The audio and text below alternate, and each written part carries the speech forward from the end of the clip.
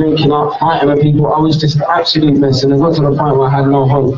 Yeah, tried to take my own life, got in debt, and all sorts. And it got to the point where one night I had an encounter with God through the Bible. So I had some problems, right? I had to go and pay some people, I owed them the money. I was in a bad way.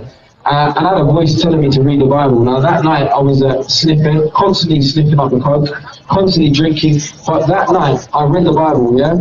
And I remember as I was reading the Bible, it was like the Bible was speaking to me about my life. I was on a book called Proverbs, and I was recommending God to read it. It's about the wisdom of God. I'm speaking, I'm reading, right?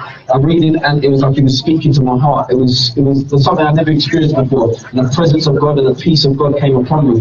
Now I went to sleep, and I woke up the next day, and I remember I said to my brother, I said, listen, bro, something's changed. I think I met God last night. He laughed his head off. He's like, you're a nutjo, you lost the plot.